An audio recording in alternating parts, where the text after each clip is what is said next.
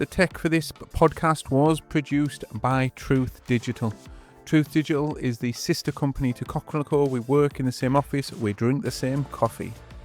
We do websites, marketing, paid ads, social media, SEO, and all of the other things that will get you new business quickly and efficiently without the bullshit.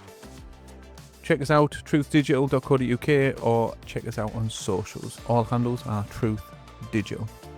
Thanks again for listening, and we'll see you here again very soon.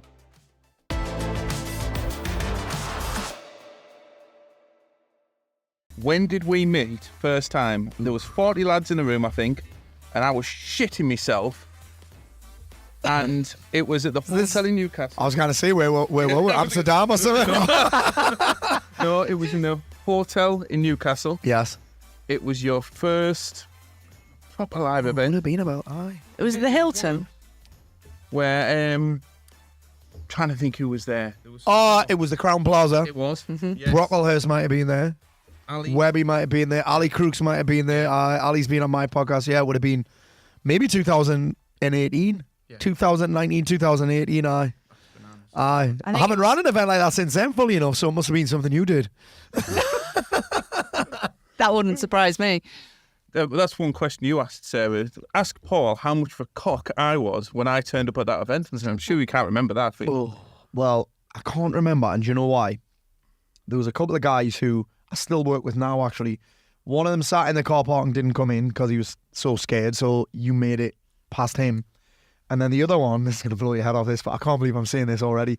One guy used it as an excuse to have like a night out on his own and ended up with 3 grams of coke and 2 strippers. Wow. Sorry, I say 2 strippers, I mean escorts in his room. Wow. There you go. You didn't turn up with them, did he? He turned up the next day, funnily enough, but the strippers. He didn't bring it. So it was that was a very interesting experience for me. But I suppose that's kind of where I would say that's right up there with what started me doing what I'm doing, running that event. Mm. Yeah. And how does it look now, Paul? Like from that event, there's men shitting themselves outside. Yeah. I stayed in Newcastle the night before. Yeah. Because I was shitting myself that much. Yeah. I live 30 miles away. Didn't you stay in our camper van or caravan or something? I stayed in the hotel opposite. That's why he told you. So he was the one with the strippers. And I think the reason a few people were shitting themselves at that event, because I always used to say, like, if you come in late, you're not getting in. Like, if you're late, I'll close the door.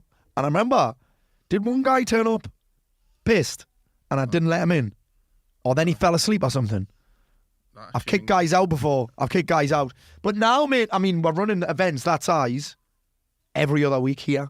Right. Like, so back then, mate, I had a tiny little office that was half the size of this studio. Now we're in this 2-story building. So it's been quite a change. And in fact, mate, we've had 1,000 people in a fucking theatre, so it's been quite the ride, and I'm just making it up as I go along. No, I don't. Yeah. I have a plan. She's called Leslie. Yeah, but it's been quite the ride, and I feel really, I wouldn't say lucky, but I feel really blessed to have the opportunity to work with as many people as I do now, because it's someone asked me why I do it the other day, and I'm like, I suppose the key reason is I don't want people to feel like I felt, and I don't want other people's families to have to go through what I put mine through. Mm-hmm.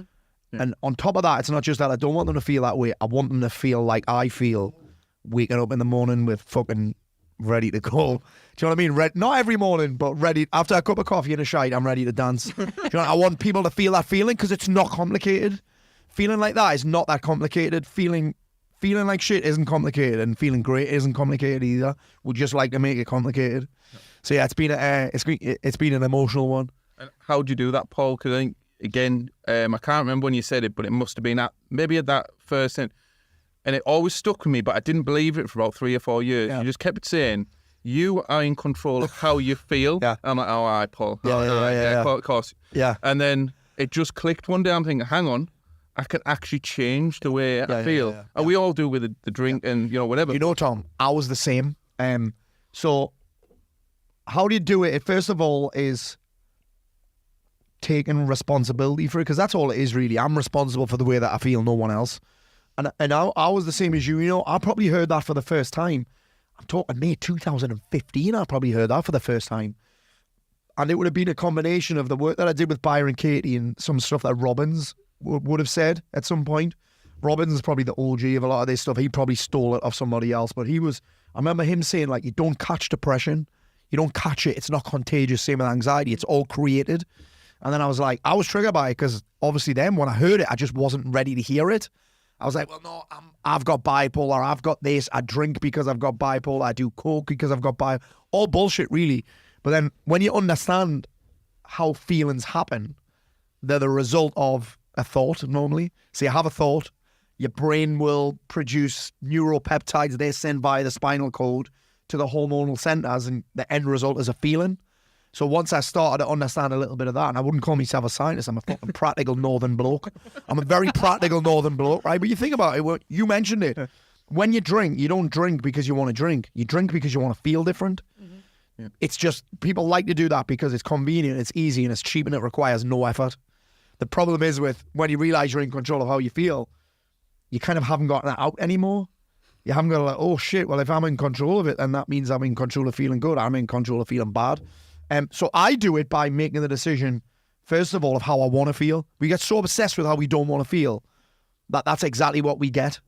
So when people come at me, I'm feeling like this, I won't ask them why they feel like that or anything like that. Because again, that would just perpetuate it. I'll go, how do you want to feel? And they can't even answer the fucking question. I don't know, different.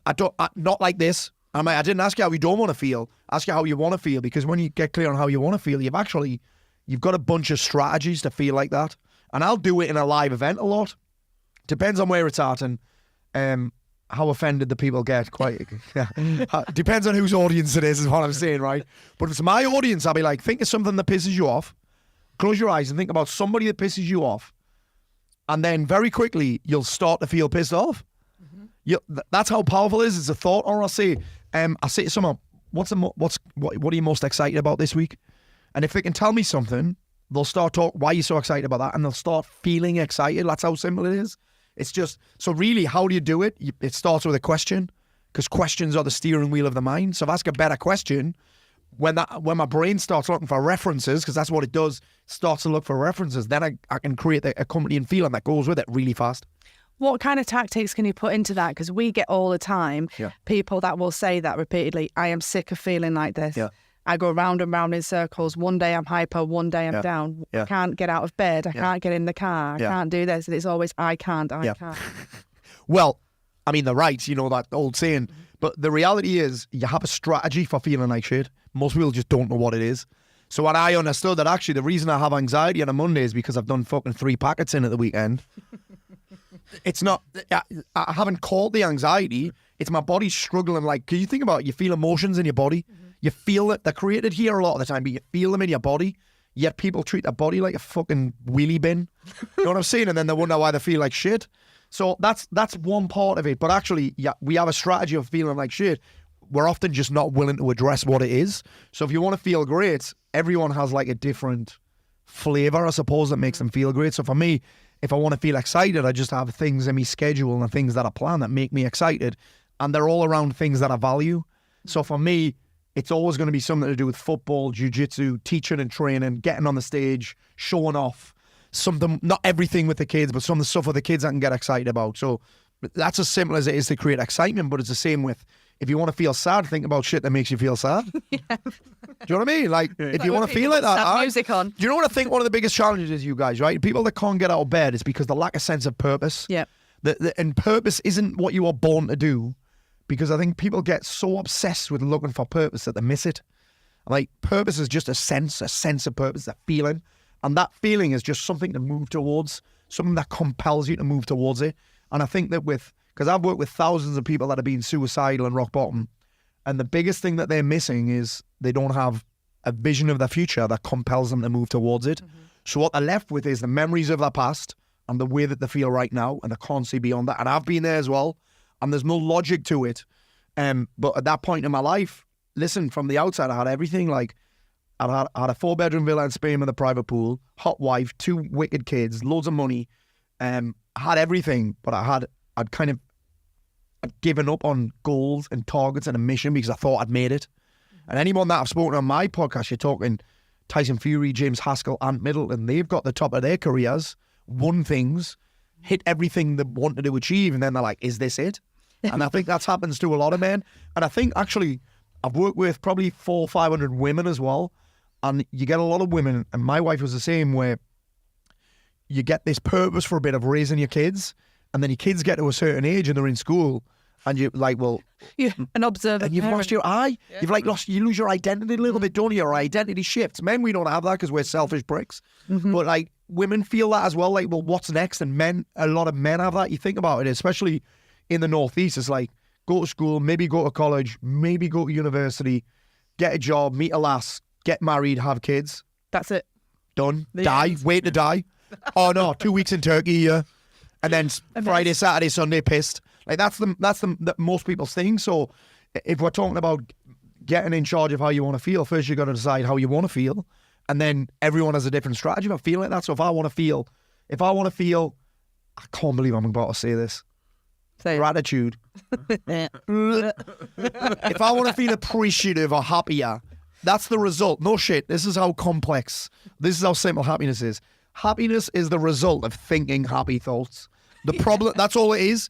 And the problem that most people have is they won't give themselves permission to think happy thoughts until the outside world or their life fits the pictures of what they think it should look like. Oh, is this the same question that people will say, when this happens? It's exactly the same. When that happens, then I'll be happy.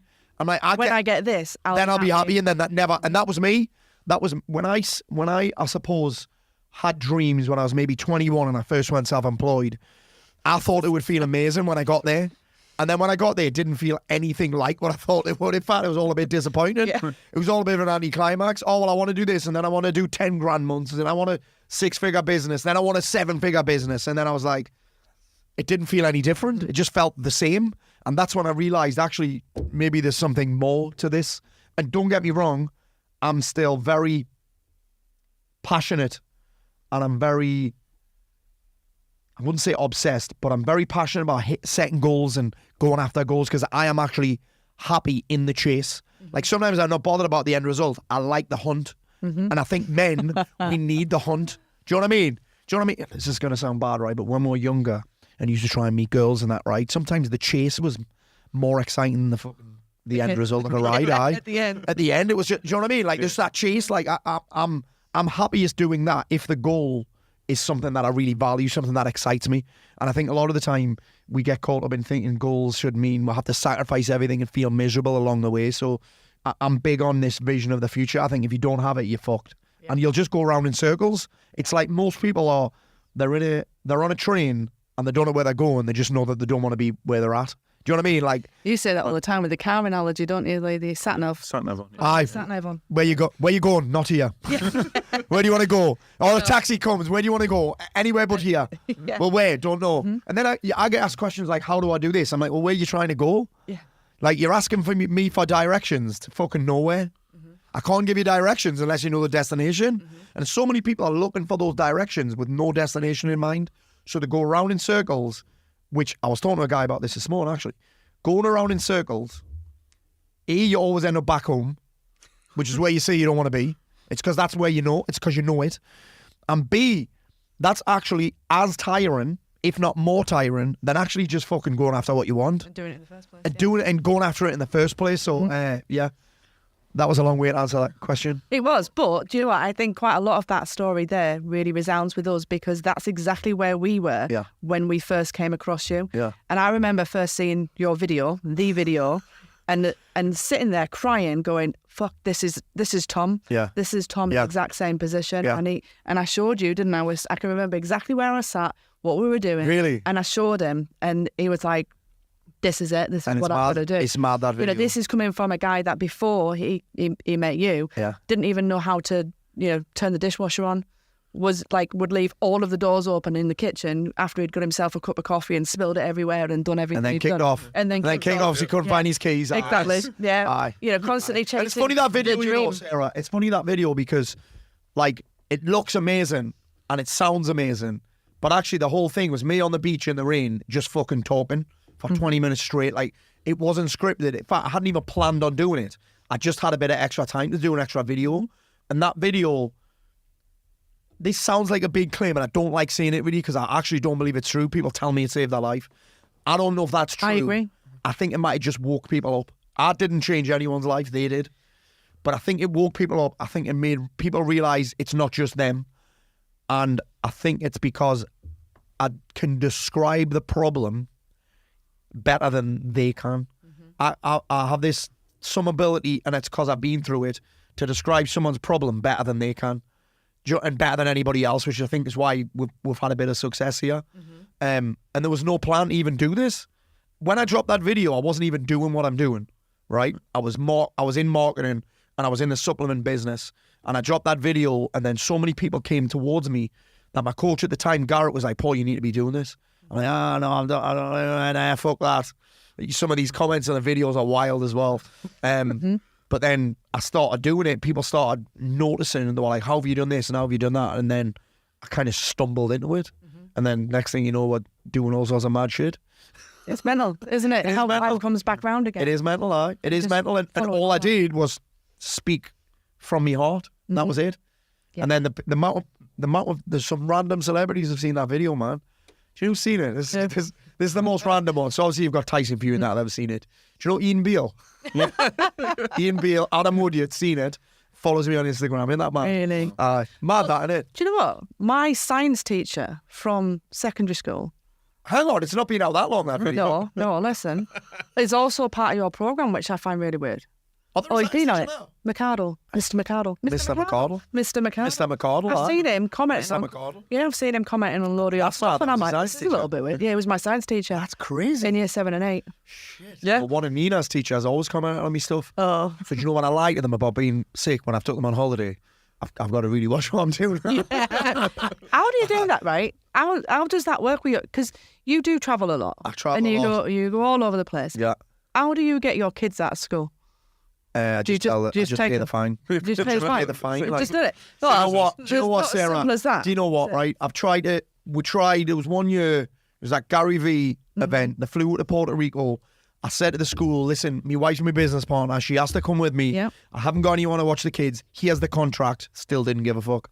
So now I'm just like, fuck, I just tell the truth now. I'm taking them here where you can't. Well, I am. I'll pay the fine because my thing is, sure, education to some extent is very important, but I'm also like, the people that they get to meet and the environments that they get to be in. I mean, my son fucking loves going to events and watching other speakers. He's 13. Yeah. Like, he's met some really cool people and they're in that environment. They see me speak. They see other people speak. They're in that energy. They have to socialise with adults. Yeah. Which is, kids socialising, social skills are terrible. They are. My son struggles with it a little bit, but he's getting way better because I keep putting him in the environment. That's exactly what we've done with that. Punishing William when he got detention. Yeah. He now comes to a business meeting on a night or anything like that, and he's like, "Oh, I have to come." I said, "Yeah, sit up straight, just listen and take part." He went, "Oh well, this is not a bad punishment," and then he does it and puts him in that environment. Both Nina's unbelievable. She's always starting a business. Yep. She's got 7-year-olds like that. Really? She had to quit her business last week though. She started this one. Our latest one was gift cards, personalised gift cards, but she got too busy. She said, Dad, I really want to do these, but I really want to watch YouTube. I'm like, welcome to a fucking business. You kind of watch it. Well, I mean, you can watch YouTube and get paid, but you've got to choose. And then she decided to close it down. Yeah. Well, Theo wants to be a YouTuber. Oh, really? So he does these YouTube videos. Someone told me the other day, I think it was Nina, about kids now, the most popular career choice for kids of a certain age is YouTuber or influencer or something. Like, where do we? Which is kind of worrying. Well, apart from he actually his proper job that he wants to be a paleontologist or an architect. I mean, that's exciting, isn't it? Could actually do that on YouTube. I mean, look at what he's... Who do I love? Have you ever seen? Does he watch Coyote Peterson? This guy's unbelievable, Coyote Peterson, and he's basically built this. He's kind of like, he's not like Attenborough, but he's like that Crocodile Dundee fella, where he basically lets things bite him. And then does videos on it all, or he searches for certain animals. And his YouTube channel's blew up. I think he's on the Discovery Channel or something now.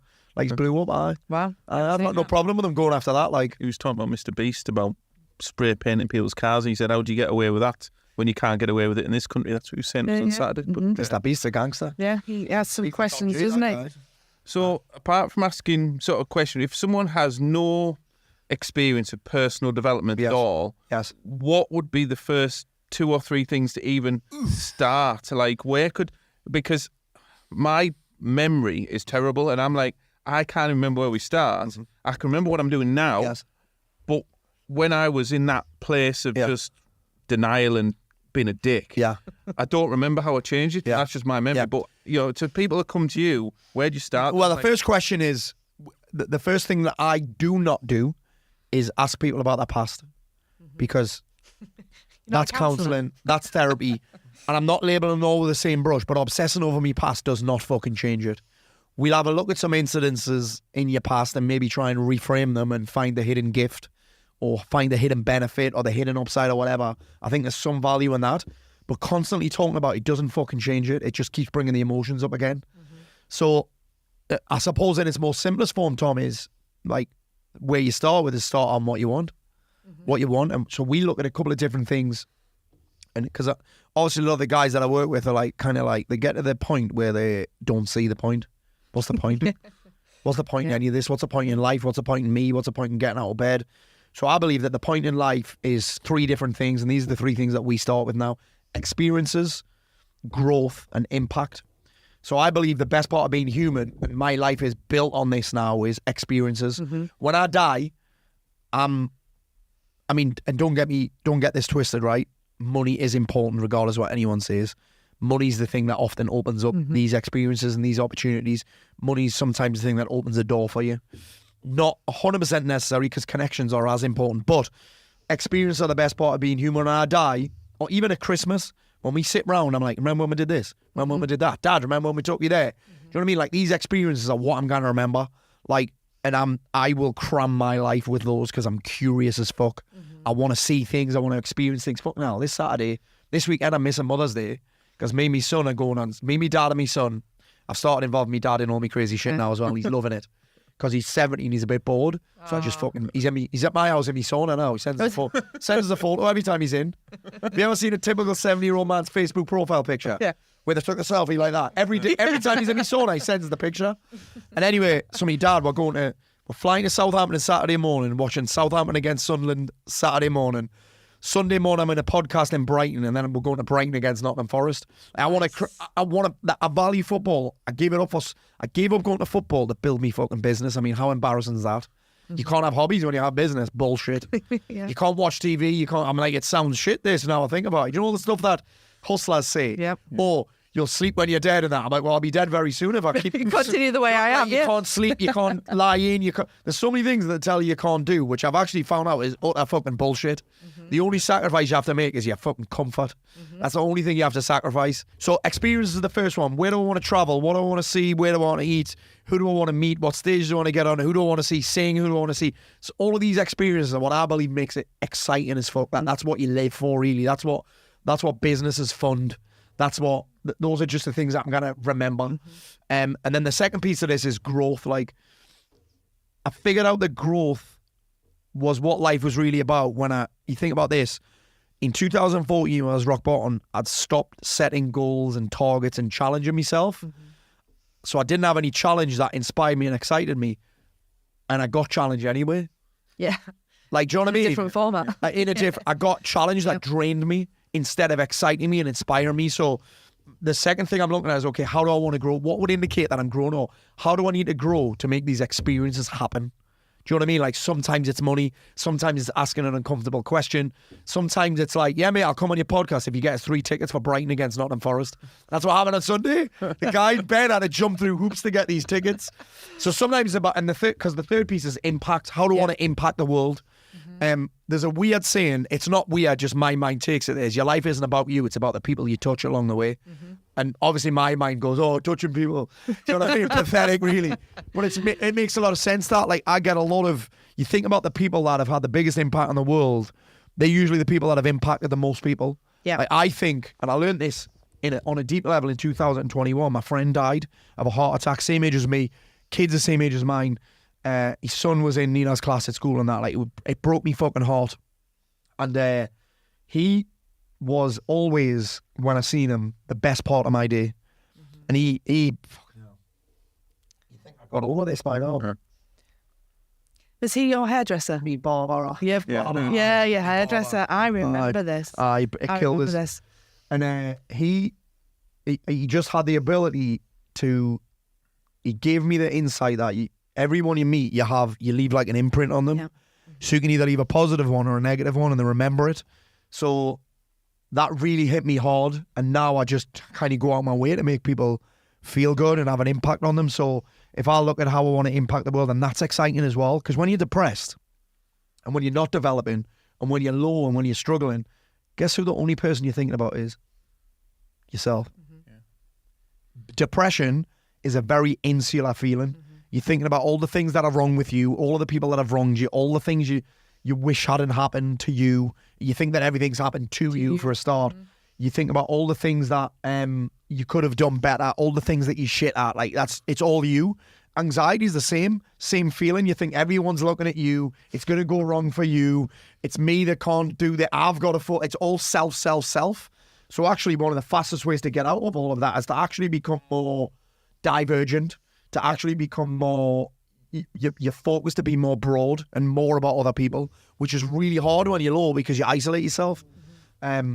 So yeah, the way you want to start is on those three things. What experiences do I want to have? How do I want to impact the world? That could just be something like we've got a printout somewhere in the office that says how I want to impact the world. It's write a book, it's build a YouTube channel, funnily enough. It's make everyone feel welcome at every event, which is hard when you're speaking at a big event. Mm-hmm. It's give people nicknames, like Jenny from the Block got one today. Tommy Cocker's got one. Sarah, you haven't got one yet, actually. Do you know what mine is? What was it? Sarah Super Cockerel. Super Sarah Cockerel. That's exactly it. So like just things like that. Like people remember it. And then the growth part is just like, right, if I don't challenge myself, and I think the big thing for me is I'm curious. People are like, why did you stop drinking for a year? I'm like, I just wanted to see if I could. Mm-hmm. Why are you doing Everest Base Camp? I want to see if I can. I'm curious about what happens. I'm curious about how I react to it. Why do you want to build this? I just want to see if I can sometimes. So curiosity is actually quite powerful because people talk about confidence and courage. I'm like, what if it just started with a bit of curiosity? I want to see whether I can or not. Mm-hmm. And then it's not that serious. What's the wildest thing that you've ever experienced? No, keep it clean. Do you mean challenges that I've done? Yeah. Ooh, fucking hell. Oof. I did the David Goggins 4 miles every 4 hours for 48 hours with no training. And a 16 kilo kettlebell in my bag, and fucked both my feet up.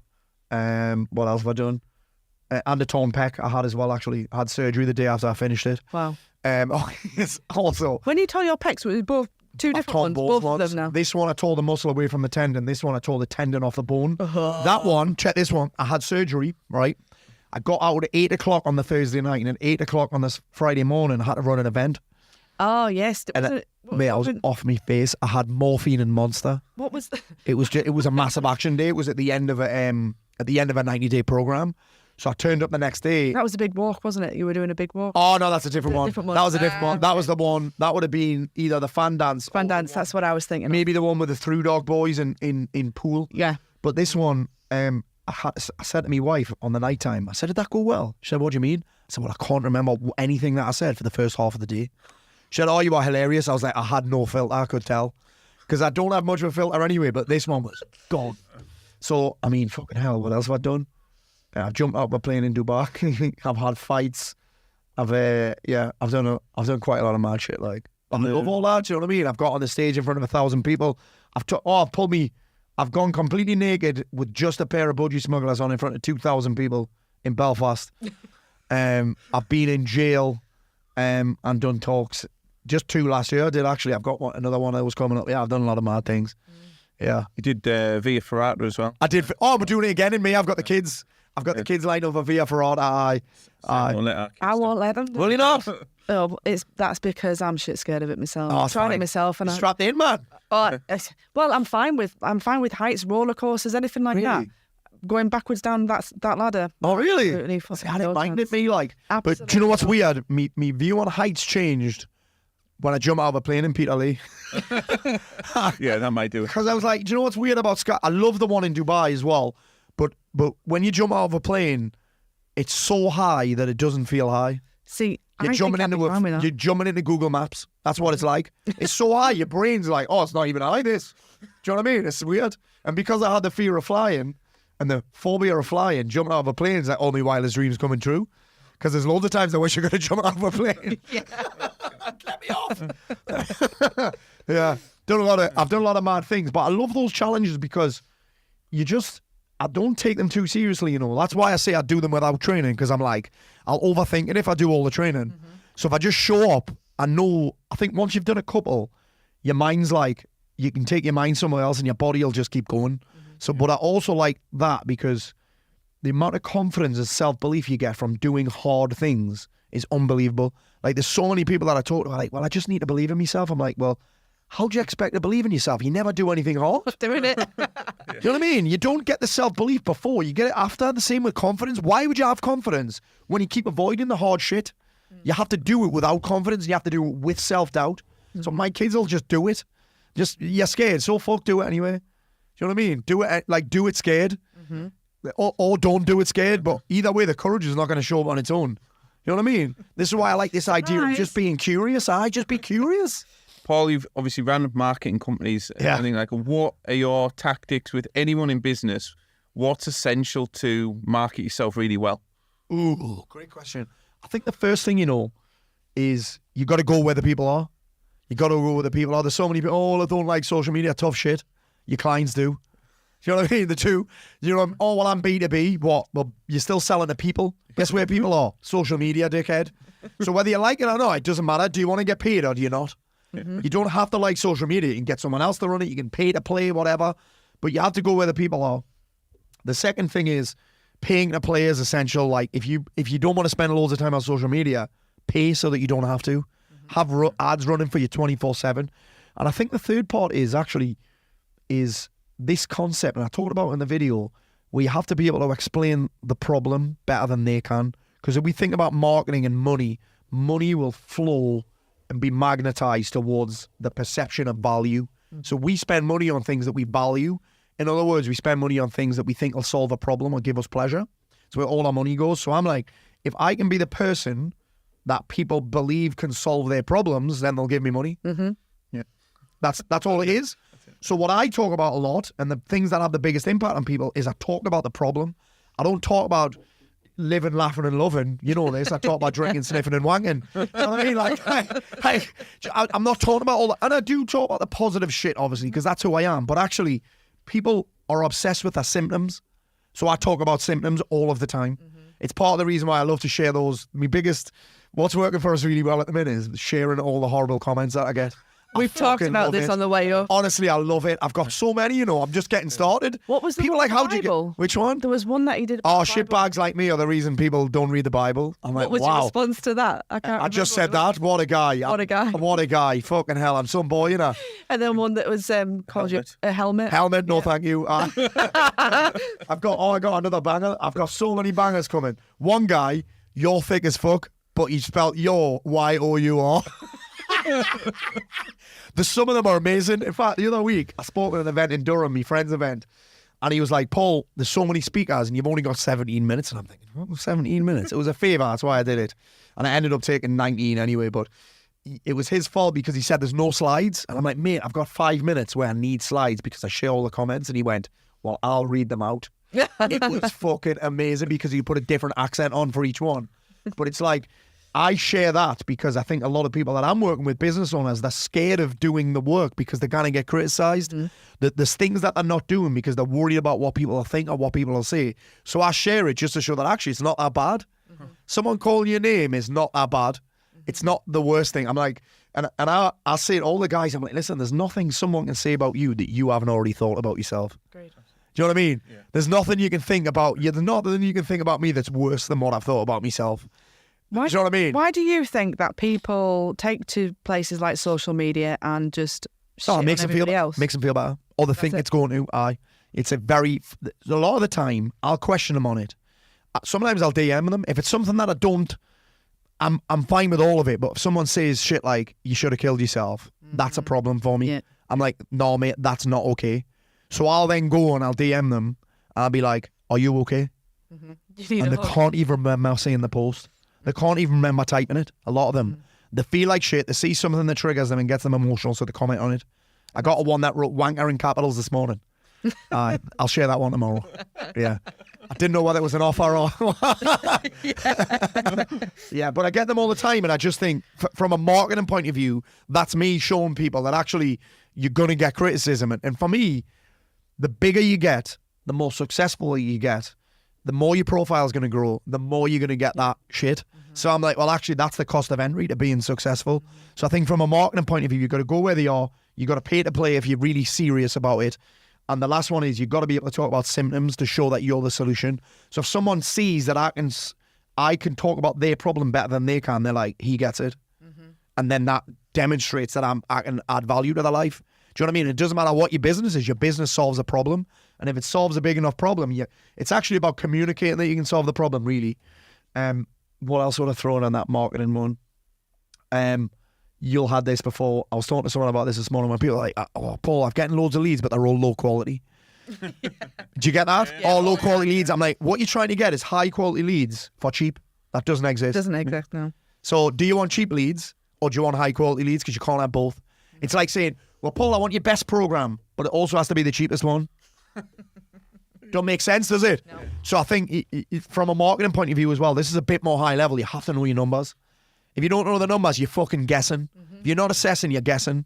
So when people, Paul, I'm not getting any leads, I'm like, well, show me the numbers. And they can't. They can't show me the numbers. There's a lot of guys who are like, Paul, I haven't made any sales this month.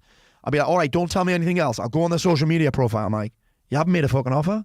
You haven't made an offer? They're scared to talk about their business. They're scared to make the offer. And I'm like, there's only one reason you're scared to make the offer, because you don't fucking believe in the offer. You don't believe in it. If you believe in your offer, you're a 9 out of 10. You don't have to be that good at selling, because your enthusiasm fucking flies. I get random people joining me program because I've spent 10 minutes with them. The guy that fit me sauna at home joined me program. The guy that fit the ice bath joined me program. I didn't even ask them to. The gas man came round. It happens all the time. I've got a guy speaking at me event, right? He's called Javino, right? You'll have seen him online. He's the black guy that trains all the disabled people. Have you seen him? Yeah. He's speaking at our event next month. He'll join the program. I said to them, watch, I bet he'll be around the energy. Russell Kane, his wife joined like that because he came to speak at me event. Obviously, he didn't join because he's a fucking celebrity, right? But his wife joined the same day because he must have been like, you have to be in this thing. So if you believe in it, you get obsessed with it and you can't stop talking about it. So that's a big thing. How can I increase the belief in my product? Because then you're like, well, if someone says no, it's their loss. Yeah. Do you know what I'm saying? And that comes back to the same saying, where energy goes, energy flows. It does, yeah. And it's with anything. It's even going back to that same discussion we were having before, that if you put your energy into the stuff that you love, that's purposeful. It comes across. You can see it. Yeah, you get obsessed with it. You can't stop talking about it. People get sick of you talking about it. You don't. You don't have to be good at selling. You can take criticism. People can talk shit about it. It doesn't matter what your fears are. If you were 9 out of 10 in belief, you don't even have to be good at selling, because people are just like, I'm almost like, if you want this kind of energy, I'll show you. I'll show you how to do it. It's easy. And it's not, this is on average 6 hours sleep. You know what I mean?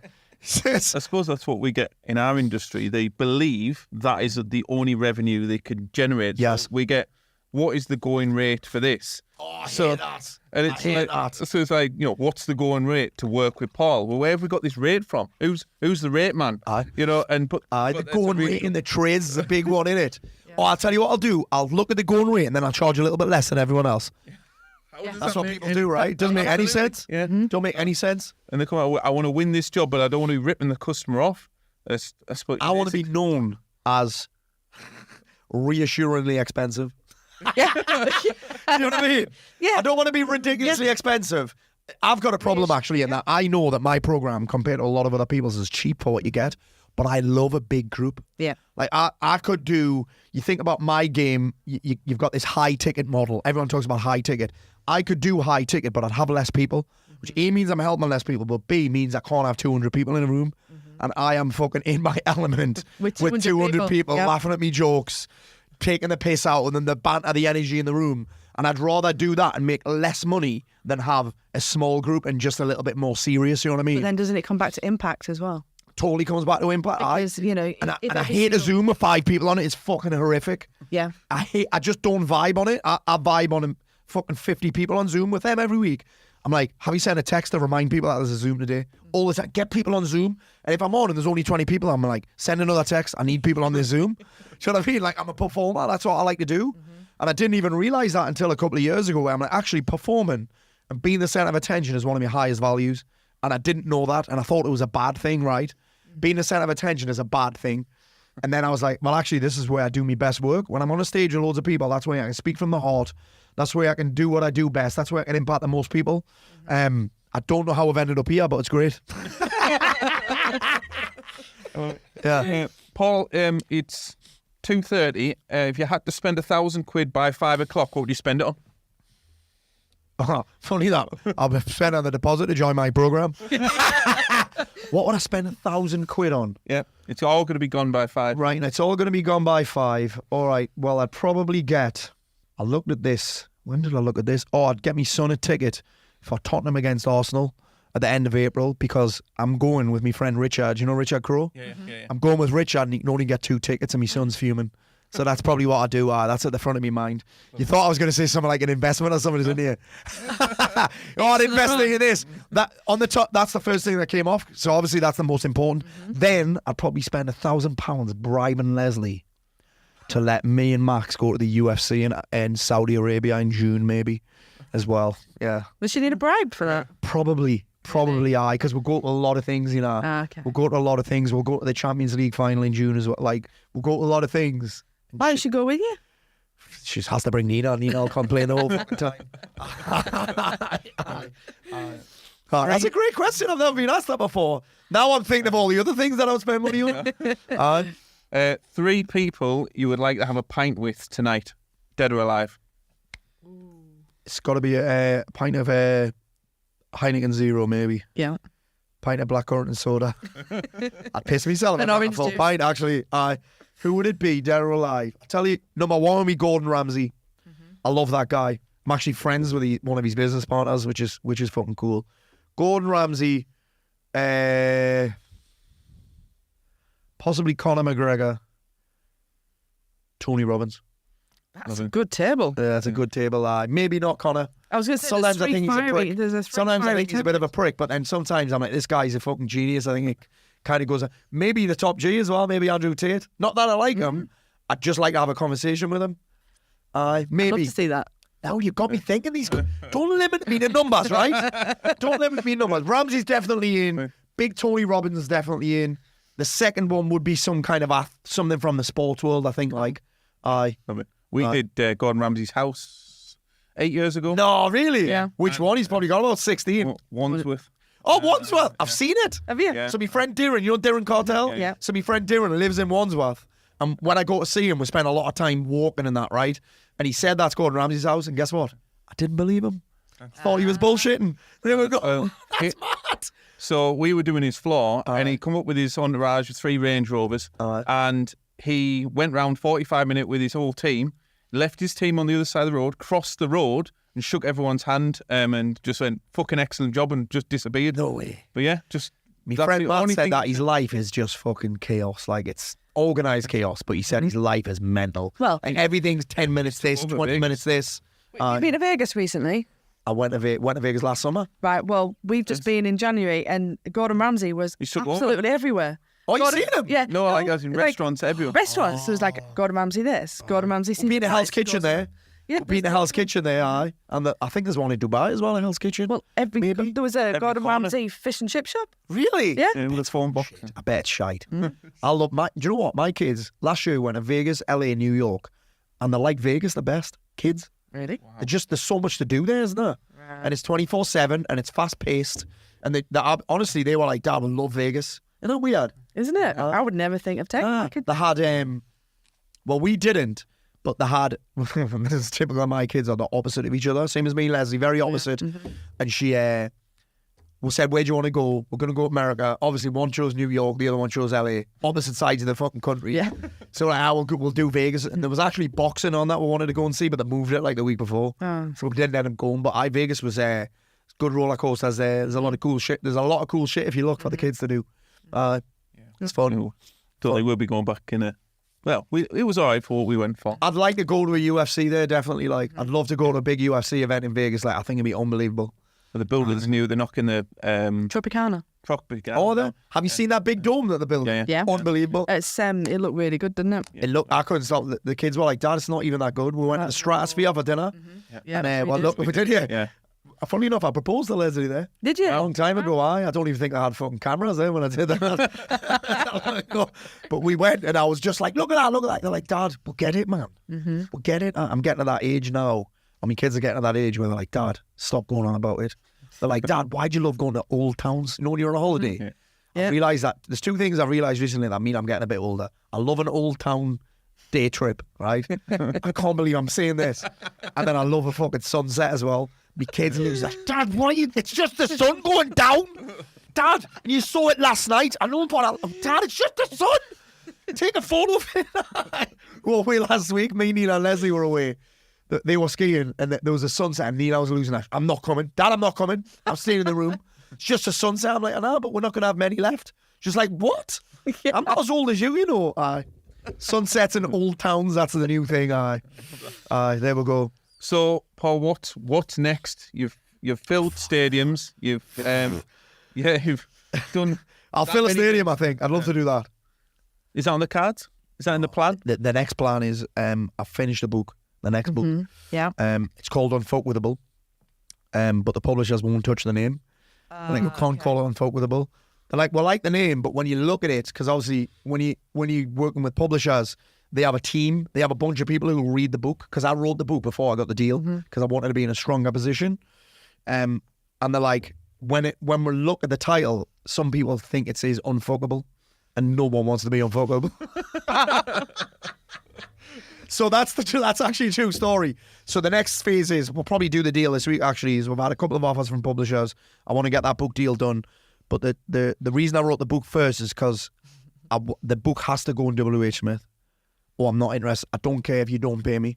Is that going to be a moment when you can walk into W.H. Smith and go, there's my face? Yes. Or more. It's actually me kids to go, there's me dad. There's my dad. Because they always take the piss. Oh, Dad, there's James. Oh, Dad, look, there's Ollie. Like, they're always like, oh, Dad, there's so-and-so. Like, when you're going to be on eye. So I've been writing this book for about 2 years, and it was a lot of work. But the deal is with the publishers that I'm like, listen, you need a guarantee that it's going to be on the shelves, because my last book was audio only, because I don't have a big following. So in personal development, sadly, publishers now are looking at your following because it's guaranteed sales. Do you know what I mean? Especially if you're not a doctor and you're not a celebrity, it's very difficult to get a publishing deal as a personal development guy. So they're looking at that, but I don't need a fee. I don't even need royalties. Hopefully don't drop this for a few months. Right, let's edit that part out. I don't need the royalties, and I don't need them to pay me. I just need them to take a big enough risk to do a print run to get me in the things. And then from there, who knows? I think we'll probably do a UK tour this year. And that's the business-wise, that's about it. Other things, obviously, I'm trying to raise me kids to make their own decisions and set a good example for them. We've got Everest Base Camp. I'm probably going to have a Misfits boxing fight this year as well. I got offered one last year, but it was like the month I had surgery. Paul would love you. Would you have a boxing match on a small Misfits show? I'm like, aye. So I'm probably going to start calling celebrities out for a fight. We'll see. Who's the top of the list? Well, I became mates with Dapper Laughs recently. Right. So maybe Dapper, if you fucking want some. No, it's not that. He just had one. But I don't know, actually. I thought about me mate Aaron from Geordie Shore, but he's hard as fuck, so I'm not. I'm looking at him, I was like, no, I'm not fighting Aaron. We'll see. Anyone that wants it. Any listeners fancy a scrap? Let's go. Let's go. Why don't you just do it? Oh, yeah. If I put it out that I'm looking for an opponent, there'll be fucking people queuing up to punch me in the face. Funny, I can't remember who I said it to. But I said to someone on the phone the other day, and I didn't obviously name drop, but I said one of the best things I've ever done is being punched in the face because Paul made me do it. Oh, shit. Yes. Really? Who punched you in the face? It was on Unleashed. Who was it? Can you remember all of them? We were just talking about that event the other day. Leslie's like, why don't you do another one of them? I'm like, we've got too many people. I wouldn't be able to do it. So we're actually in September. I think they've just signed the contract today, actually. We're doing an event in Cheshire where we've hired this fucking massive farm, and it's going to be a festival. So we're going to have Brass Monkey's ice bath there. We're going to be doing yoga. And they're like, do you want to do a boxing fitness session? I'm like, We can skip the fitness part. How about we just make people fight? Yeah. That Would be awesome. So we're trying to make that work. But fucking hell, man. How did I get away with that? How did I get away with that? Mouth guards. And, Mouthpieces, aye. My kids have just got their first gum shields this weekend. Max is boxing and playing rugby, and Nina's captain of the hockey team. Well, you've said that was out of anything, like, that would be one of the things that you've got to do. Why have a fight? I got such a mind shift for that. I mean, I know I did, and I don't remember shit myself, and I haven't been in a boxing ring since. But why do you think, it affected me so much? And why did you make me do it? So the main reason I did it is because when I did it, I had the same experience. Garrett, back in 2014, I had to fight a guy on a beach that I'd never met in America, which is a big comfort shift, right? And he said it's because when you get men in particular in a room who are self-employed men who are all doing all right, there's a bit of dick swinging. I've got a bigger dick than yours. They like to brag a little bit, so they never kind of let their guard down. But you make them get in a ring, and you see it in UFC and boxing. Guys fucking slate each other, hate each other. They've had a fight with each other, and then they're best mates. So it brings a lot of men's guards down. And actually, I think one of the biggest insights you get from boxing is that thinking about getting punched in the face is way worse than actually getting punched in the face. So you can put that into the thing we're talking about with the criticism. People worry about getting criticised, and then they get someone call them a wank or something, and you're like, it's not that bad. No. It's not that bad. And I've had that realisation. I didn't go on a roller coaster until I was 42. Never been on a roller coaster until I was 42. I'd never been on a water slide until I was 38 because I thought I was scared of them. And then I went on them and I was like, I have been missing out on this mad adrenaline shit. What was that first roller coaster you went on? The Hulk in Orlando. That was your first My first one. Wow. I was unbelievable. I absolutely I went on like 4 times in 20 minutes. Then we did that new Velociraptor one, which was terrifying. That one, he has why I knew it was scary, because my son, who's fearless when it comes to roller coasters, like, Dad, will you hold me hand? And he was fucking 12 or something, right? So I'm like, I will. And I was buzzing. But also there was a guy there who had a prosthetic leg. And the woman said, you're going to have to take that off. And he's like, what for? She said, because the roller coaster's so fast that it'll come off. It'll pull it off. Check this one out. Last year, we went to the UFC in Abu Dhabi in October, and in Abu Dhabi they have Ferrari World, but they also have the world's fastest roller coaster. It was fucking horrific. I was ill. It's that fast, you have to wear goggles. Really? So your eyeballs is it one where you don't, one that you can't breathe either? Is the one that you can't breathe? I think it must be. I was sweating, like really sweating, and I was like, how am I fucking sweating so much? But the adrenaline was, and then I've got the world's highest loop, which was also horrendous. So those two are awful. But honestly, that feeling of that whole insight of getting punched in the face actually isn't that bad. Yeah. And then I also realised when I got punched in the face that I can't fucking fight. You know what I mean? The amount of men who think they can fight is fucking embarrassing. Then I was like, shit, I actually can't fight at all. Yeah, I talk a good fucking game.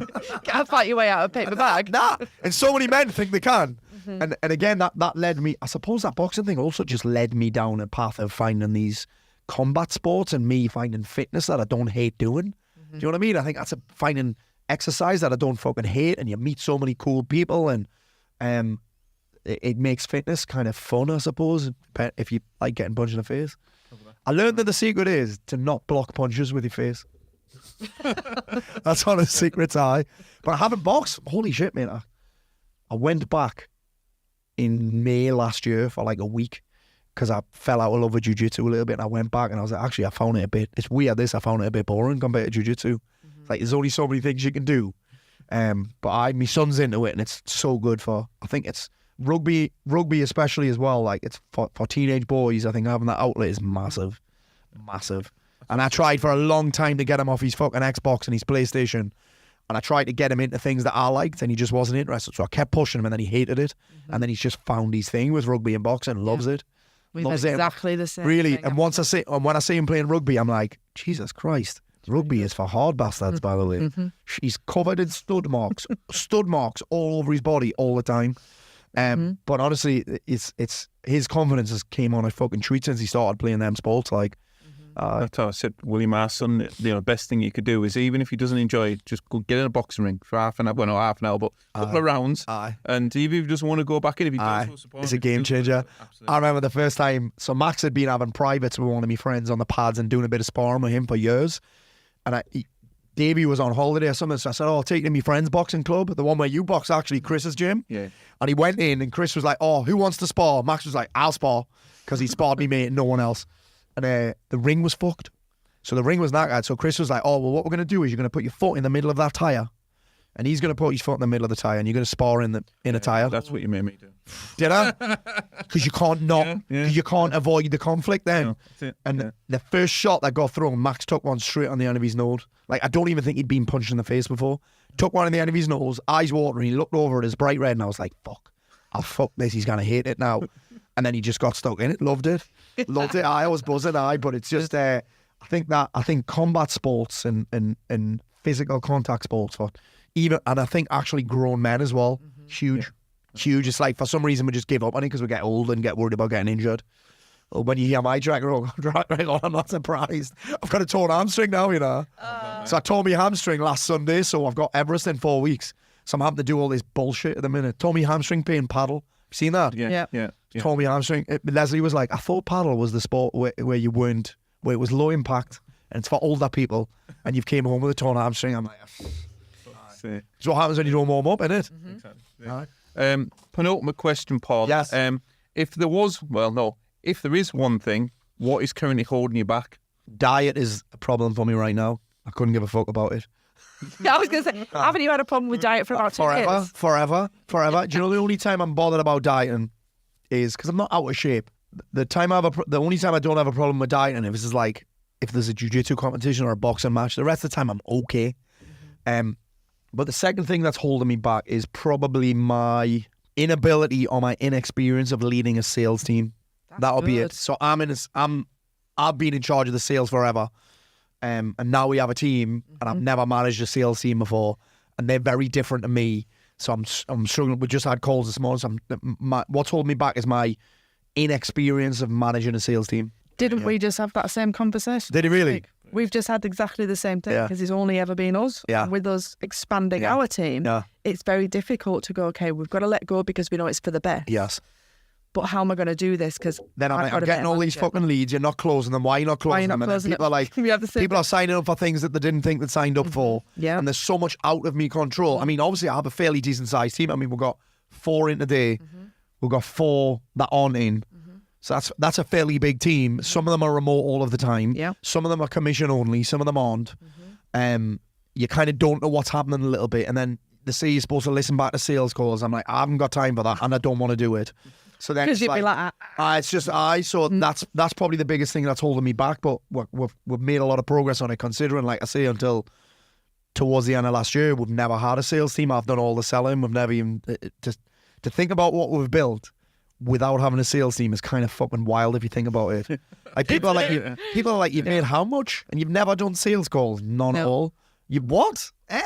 So, but it's actually a bit. We're just going through a bit of this gestational period, but I suppose it's that bit of discomfort that you've got before you get to the next level. Like I think in life you have this. It's like if I see, I've said curious quite a lot, but I think quite a lot of it's like a game, especially business. It's just a game, isn't it? Really. At each level, there's a fucking boss, and this is where I'm at right now. I can't get that next level until I beat this boss, and it's the most difficult boss we've had for a while. What is the next level? 5 million quid.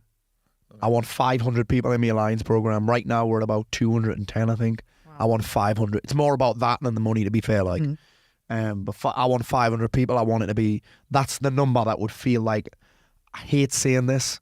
I'd love a better way to say it, but the word movement. I feel. Do you know what I mean? I want it. 500 would feel like I'm creating a bit of a movement, because I honestly believe that when you can help a man change.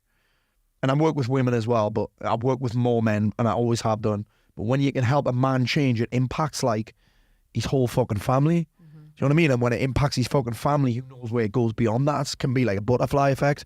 So 500 is the number where I can really, really feel like I'm making a difference. Maybe when I get to 500, it'll not be that number. Maybe it'll be 1,000. Maybe it'll be like, oh, actually, I was all right at 150. maybe, but that's just the number now because, and again, that's. If I'm about impact, obviously I'm going to get very financially well rewarded for that. But you know what I mean? More impact. When I get shit about money, I'm like, well, how many other people do you know that have wrote 3 books and give them all away for free? I don't know anyone that's done that. I don't know any other author that would get shit for giving away a book for free. For some reason, it's just me. Hang on, mate. Why do you need my email address? So I can fucking send you idiot.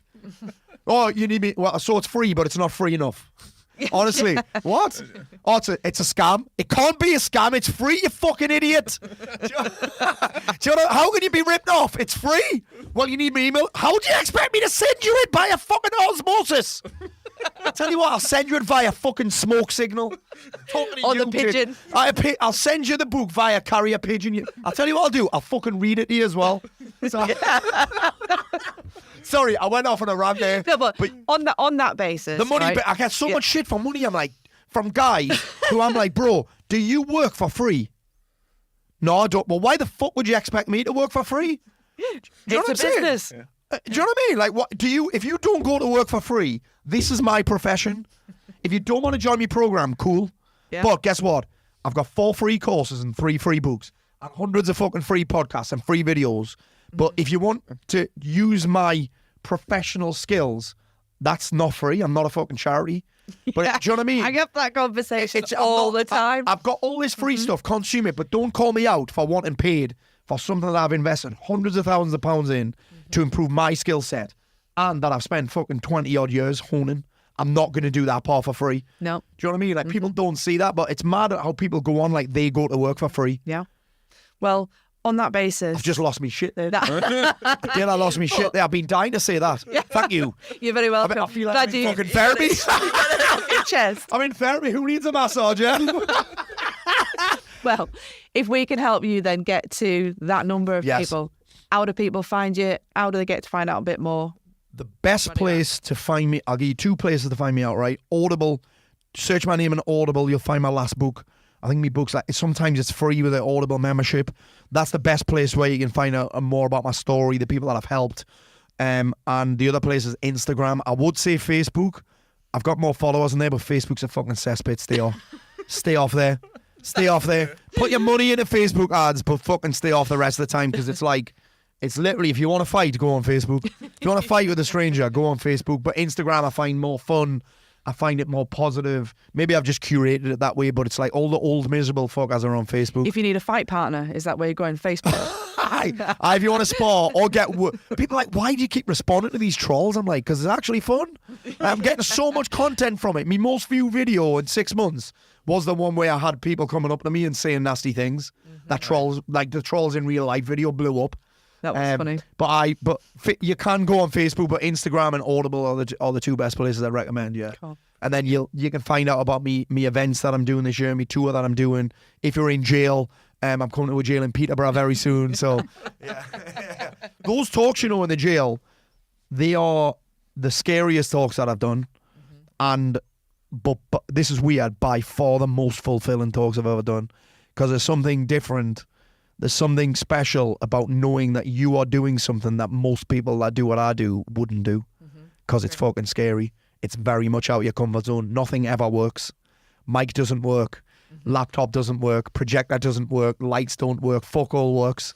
So you've got to be fucking good at what you do, and then you've got blokes who've never seen anyone like you before. Who are all staring you down. And the legs always like that, angry as fuck. The last one that I did, this is mad, it was in Birmingham, right? It was in Wolverhampton. I went in. Nobody knew who I was, obviously. It was in a church, and they were all addicts as well as prisoners. Wow. So it was a very difficult gig, but it was fucking incredible by the end. We had them cry. It was mad. But those gigs are someone that's the most fulfilling work I've done. And I don't know why, because I've done a lot. Like, my career highlight would have been the Tiny Theatre with 1,000 people, all my family and friends there who do. Most of my friends still don't even know what it is that I do. And they were all there and they were blown away.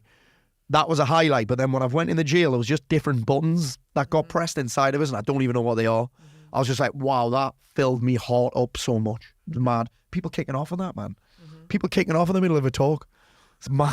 That tests you. That tests all of your skills. That all tests you, all your skills. People kicking off. Shit, the fucking eyes. Aye. But they're the ones that test you. But that's where you get. So speaking in a fucking hotel conference room, that's like easy compared to doing that. It's mad. It's mad. Well, Paul, thank you. Well, I've had a great time. Thank you. I feel like I've been in therapy with 2 old friends. I love it. Thank you. Thank you so much, Paul, for your time. Thank you. Wonderful.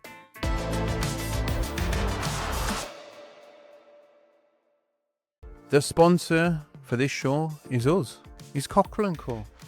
What do Cockrell & Co do? Well, we help flooring shops, retailers, contractors, wholesalers, and anyone connected to the flooring industry spend more time doing productive things, putting systems and processes in place, making more bottom line profit, and running their business much more efficiently than they ever thought was possible. We run training courses, we have a community of nearly 100 people, and this podcast here. So if you want to know more about what we do, the best place to find us is either on socials, Cockrell & Co, or the website, which is cockrellandco.co.uk. We'd love to speak to you about how your business is going, what your plans are, and how you would love to grow and mature that over time. There is no cost to have a conversation with us on Zoom or on the telephone. We now have a fantastic senior leadership team who can help you with 99.9% problems, and if we can't help you, we will find someone that can. So no matter what flooring business you've got, what help you would need, you just need to ask. That is all. So without the corporate waffle, without the bloke in the shiny suit, but someone that wants to make more money and spend time doing things that you love, we would love to hear from you. Again, visit cockrellandco.co.uk and send us a message, or find us on LinkedIn, TikTok, Facebook and Instagram.